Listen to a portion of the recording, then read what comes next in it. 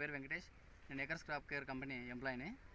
ఈ acres crop care company యొక్క 3 days అనే మందును 5 రోజుల క్రితం రైతు కొట్టడం జరిగింది. దాని యొక్క రిజల్ట్ రైతు మాటల్లోనే వెళ్ళి తెలుసుకుందాం. అన్న మీ పేరన్నా? నా పేరు వెంకటేష్. మీది ఏ ఊరు? సుగూరు. అన్న ఇది 2 రోజుల క్రితం కొట్టడం జరిగిందన్న? 5 రోజులకి. ఇది కొట్టకముందు ఏ విధంగా ఉంటుంది మీ చేను?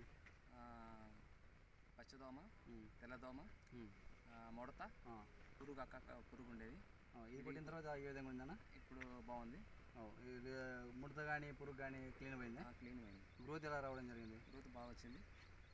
ఇది దగ్గర ఇంకా ఈ మందు కొట్టిన తర్వాత అంట అనేది దగ్గర రావడం జరిగింది.